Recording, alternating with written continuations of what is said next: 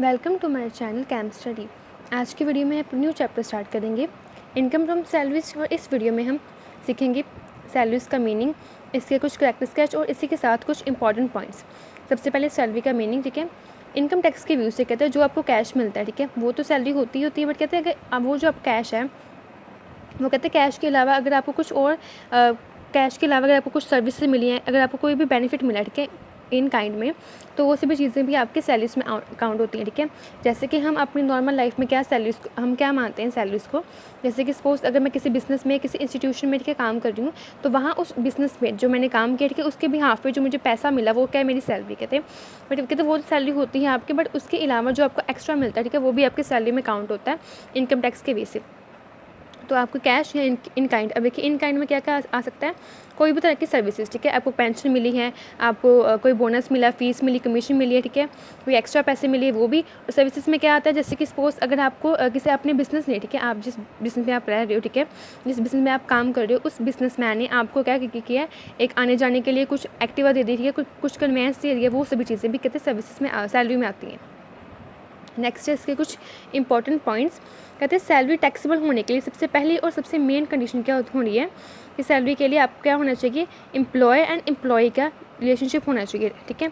Employ और employ मतलब इन दोनों का रिलेशनशिप होना चाहिए, ठीक है। अब देखिए इस दोनों का मतलब क्या होता है, और प्लस हमें कैसा पता लगे कि दो पर्सन में एम्प्लॉय और एम्प्लॉय का रिलेशनशिप है, ठीक है। इसका मीनिंग यहाँ लिखा है। इसका मतलब होता है contract of services instead of contract for services, ठीक है। अब देखिए कॉन्ट्रैक्ट ऑफ सर्विसेज यहाँ है, इसका मतलब क्या होता है, contract of services whereby employ is bound to work for the employ, ठीक है। एम्प्लॉय क्या होता है, बाउंड हो जाता है, ठीक है, कि हमने भी अपने बिजनेसमैन के लिए, अपने, ठीक है, एम्प्लॉय के लिए काम करना ही करना है। एंड कॉन्ट्रैक्ट फॉर सर्विसेज क्या होता है, इन विच पे ऑन अ पर्सन, ठीक है, is not bound rather he or she offer services for construction, ठीक है, कि वो अपने अकॉर्डिंग कहते कुछ भी अपना काम कर सकता है, मतलब कि प्रॉपरली वो बाउंड नहीं होता। दोनों में डिफरेंस देखिए यही है कि आपका जिस रिलेशनशिप में, ठीक है, जिस बिज़नेस में कहते हैं हम दोनों का एग्रीमेंट बना होगा, ठीक है, हम दोनों बाउंड हुए होंगे यहाँ भी कि मैंने आपके भी आप पे ये काम करना है, ठीक है, तो वो रिलेशनशिप कौन सा होता है, एम्प्लॉय एंड एम्प्लॉय का। इसके एग्जांपल देखिए, जैसे कि फॉर एग्जांपल मिस्टर ए है एंड ये क्या कहते हैं, एम्प्लॉय है, और इसने कहते हैं एक कंपनी में ज्वाइन किया है, ठीक है, जिसका नाम है ABC लिमिटेड, ठीक है, कंपनी है। और ये मिस्टर है ए, कहते हैं इन दोनों मिस्टर ए और कंपनी में, ठीक है, कॉन्ट्रैक्ट हुआ था, ठीक है। और उस कॉन्ट्रैक्ट के अकॉर्डिंग, ठीक है, मिस्टर ए ने कहते हैं शॉर्ट फिल्म बना के देनी थी ABC लिमिटेड को, ठीक है।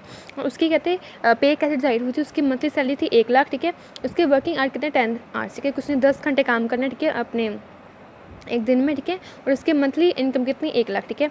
उसके अलावा कहते हैं मिस्टर ए ने कहते हैं अपनी अलग अलग जो कंपनी है, जैसे कि T सीरीज़ है, जी सिनेमा, कोई भी अलग कंपनी, ठीक है, उसके लिए भी कहते हैं काम करता था, अलग अलग शॉर्ट फिल्म्स बनाता था, बट उससे कैसे पैसे चार्ज करता था पर फिल्म के अकॉर्डिंग। जैसे कि अगर आप उसने T सीरीज़ के लिए एक फिल्म बनाई तो एक फिल्म का अलग पैसा, ठीक है, इसके लिए बनाई तो इसका अलग पैसा, ठीक है, ये चीज़ है।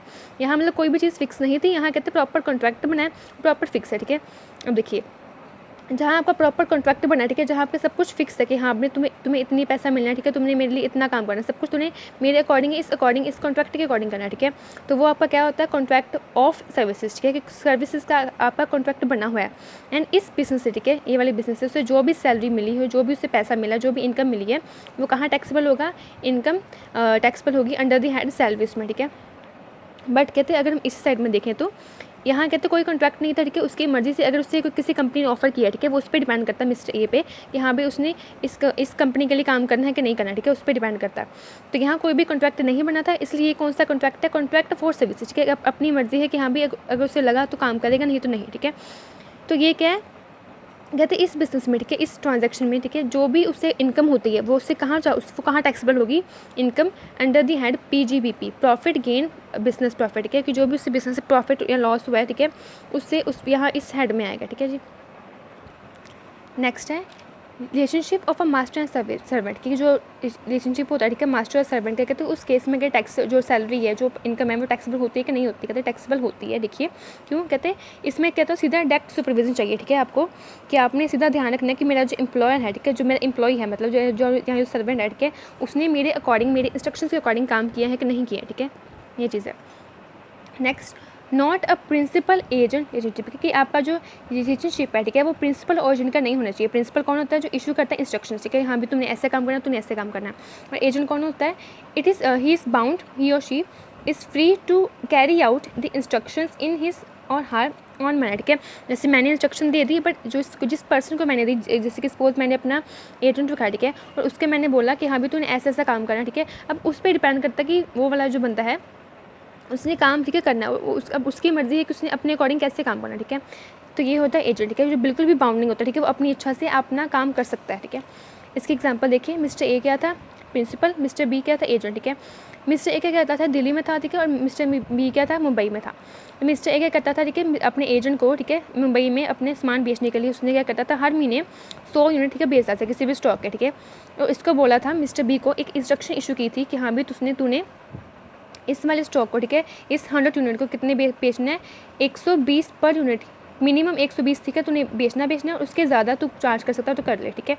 तो इट मीन्स उसने बी की क्या रिस्पॉन्सिबिलिटी बनेगी कि हाँ भी उसने ये वाला स्टॉक करके इसकी सेल करनी है, बट उसके जो पैसा है, ठीक है, वो बी डिसाइड करेगा। मिनिमम तो फिक्स है, ठीक है, मैक्सिमम उसकी मर्जी है, चाहे वो 180 ले, चाहे 150 ले, चाहे 200 ले, तो ये उसकी मर्जी है, ठीक है। यहाँ वो बिल्कुल भी बाउंड नहीं है, ठीक है, वो अपनी इच्छा से, अपने तरीके से, ठीक है, इस वाले काम को हैंडल कर सकता है। नेक्स्ट हम कुछ देखते हैं, कुछ स्पेशल केसेस, ठीक है। फर्स्ट आपका केस कौन सा है? टीचर, ठीक है। जैसे कि देखिए, टीचर या प्रोफेसर क्या करते हैं, ठीक है, वो अपनी कोचिंग प्रोवाइड करते हैं, ठीक है, लेक्चर्स देते हैं स्कूल में, ठीक है। तो वहाँ से जो उनको इनकम होती है, ठीक है, वो कहाँ चार्ज होगी? सैलरीज में, ठीक है, इनकम फ्रॉम सैलरीज में चार्ज होगी। बट कहते हैं अगर वही टीचर या वही प्रोफेसर कहते हैं जैसे कि अपने एग्जामिनेशन में ऐसा फ्लाइंग आ जाए, ठीक है, और ऐसा पेपर सेट कहते हैं अगर उसे सेट किया जाए, ऐसा एग्जामिनेशन, ठीक है, उसे सेट किया जाए, देन कहते हैं उस पर्टिकुलर बिजनेस में, ठीक है, जो उसने काम किया एज एग्जामिनेशन बनने के बाद, एज अ पेपर सेट बनने के बाद, ठीक है, देन उसे जो उस काम का जो पैसा मिलता है वो कहते हैं हम सैलरीज में काउंट नहीं करते, क्योंकि वो अपनी उसके वो बाउंड नहीं है, ठीक है, वो उसकी अपनी इच्छा कि हाँ भी उसने करना है कि नहीं करना, ठीक है। तो ये चीज़ है, तो यहाँ से जिसको पैसा मिलेगा, ठीक है, वो कहते हैं इनकम फ्रॉम अदर सोर्सेज में टैक्सेबल होगा। नेक्स्ट है आपका salaries receive by MLAs and MP, ठीक है, कि जो सैलरी मिलती है MLA को, MP को, ठीक है, ये कहते हैं कहाँ होगी? ये होंगी टैक्सेबल होंगी इनकम फ्रॉम अदर सोर्सेज में, ठीक है। इसे हम सैलरी में काउंट नहीं करते, क्यों? क्योंकि जो हमारे MLA होते हैं, जो MPs होते हैं, ठीक है, वो क्या होते हैं? रिप्रेजेंटेटिव होते हैं, ठीक है, वो रिप्रेजेंटेटिव होते हैं, ठीक है, किसी रिप्रेजेंटेटिव होते हैं, ठीक है। वो कभी भी कहते हैं एजेंट या एम्प्लॉयज़ नहीं होते, ठीक है, किसी भी एम्प्लॉयर के, इसलिए उनको जो भी पैसा मिलता है उसे हम सैलरी में काउंट नहीं करते, उसे हम इनकम फ्रॉम अदर सोर्सेज में काउंट करते हैं। नेक्स्ट केस है रेमुनेशन रिसीव बाय जजेस, ठीक है, कि जो जज को जो पैसा मिलता है, ठीक है, वो हम कहाँ काउंट करते हैं? इसका कहते हैं एक केस, ठीक है, हुआ था, और उस केस के अकॉर्डिंग ये चीज़ कहते फिक्स हुई है कि जो जजेस को जो भी पैसा मिलता है वो कहाँ चार्ज होगा? Income under the head salary में, ठीक है। नेक्स्ट है fees receive by advocate general, ठीक है, जो एडवोकेट जनरल होते हैं, कहते हैं उनको जो पैसा मिलता है, ठीक है, उनको कहते हैं जो पैसा मिलता है वो टैक्सेबल होगा कि नहीं होगा। देखिए, जो एडवोकेट होते हैं, जैसे कि हमारे लॉयर वगैरह हो गया, ठीक है, ये सभी चीज़ें जिनके पास काफ़ी प्रोफेशनल नॉलेज है, काफ़ी प्रोफेशनल कैपेसिटी है, ठीक है, तो उनके कहते हैं जो भी उनको अपने बिजनेस की कमाई हो रही है, ठीक है, वो क्या कहते हैं नॉन सैलरी में, ठीक है, वो PGBP में आता है, वो कभी भी सैलरीज के हेड में नहीं आता, क्योंकि वो कभी भी एम्प्लॉयर नहीं होते, ठीक है, उनके पास एक नॉलेज है, ठीक है, वो अपनी नॉलेज के अकॉर्डिंग कहते हैं कैसे भी अपना एक्शन ले सकते हैं, वो कभी भी बाउंड नहीं होते कि हाँ भी उसने किसी पर्टिकुलर एम्प्लॉयर का कहना मानना है, ठीक है। तो उसको जो भी इनकम होती है वो कहते हैं PGBP में काउंट होगी, ठीक है, सैलरीज में कभी भी काउंट नहीं होती।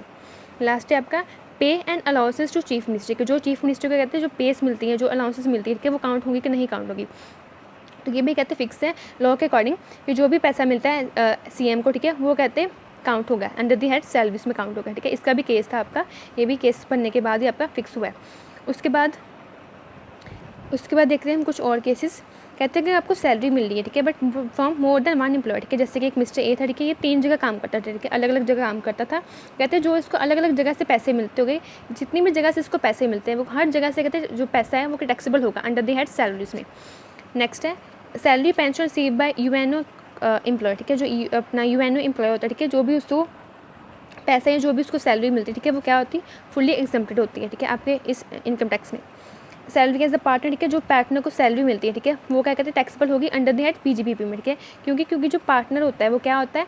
बिजनेसमैन होता है, ठीक है, वो कभी भी एम्प्लॉय नहीं होता, ठीक है, या एम्प्लॉयर नहीं होता अपने बिज़नेस का, ठीक है। इसलिए कहते हैं वो क्या है, खुद ही बिज़नेस है और खुद ही बिज़नेसमैन है। उससे जो भी इनकम होती है अपने बिज़नेस से वो कहाँ चार्ज होगी, टैक्सेबल तो होगी, बट कहाँ होगी, अंडर दी हेड प्रॉफिट और गेन्स फ्रॉम बिज़नेस में, ठीक है। नेक्स्ट है salary receive by sole proprietor. जो अब सोल प्रोप्राइटर, ठीक है, जो उसको अपना पैसा मिलता है अपने बिजनेस से, वो भी कहते हैं नॉन टैक्सेबल होगा। सैलरीज में कहते हैं वो काउंट नहीं होता, क्योंकि अगेन वो कोई एम्प्लॉयर नहीं है, ठीक है, वो क्या है, खुद ही बिजनेसमैन है। तो बिजनेसमैन का जो भी पैसा मिलता है अपने बिजनेस से वो कहाँ का चार्ज होगा, अपनी बिजनेस की इनकम में चार्ज होगा। नेक्स्ट है आपकी वॉलंटरी फॉरगिविंग। वॉलंटरी फॉरगोइंग का मतलब क्या होता है कि कभी कभी जो अपना है एम्प्लॉय, ठीक है, वो खुद ही कहता है कि हाँ भी मैंने इस टाइम की, इस पर्टिकुलर टाइम पीरियड की, ठीक है, तनख्वाह या कोई भी इनकम, ठीक है, वो नहीं लेनी है आपसे। तो वो केस में क्या है, जो भी उसकी इनकम बनी होगी वो क्या होगी, एग्जम्प्टेड होगी, ठीक है, क्योंकि उसने तो वो ली नहीं, ठीक है। तो ये चीज़ है। नेक्स्ट है सैलरी इन लिeu ऑफ नोटिस, ठीक है। इसका मतलब क्या होता है, सपोज अगर आपने किसी एम्प्लॉय का, ठीक है, टर्मिनेट करना, ठीक है, उसको हटाना है अपने काम से, तो उसके पहले आपको 1 महीने का कुछ स्पेसिफिक टाइम पहले कुछ नोटिस, ठीक है, देना होगा, ताकि वो इतने टाइम में, ठीक है, अपनी कोई नई जॉब देख ले, ठीक है। तो उस टाइम का जो नोटिस होता है, जैसे कि 15 दिन का नोटिस, 1 महीने का नोटिस, ठीक है, तो उसकी आपको सैलरी भी पे करनी होती है, ठीक है। तो वो जब सैलरी पे करते हो, ठीक है, कुछ पर्टिकुलर टाइम की, वो कहते हैं फुली टैक्सेबल होगी।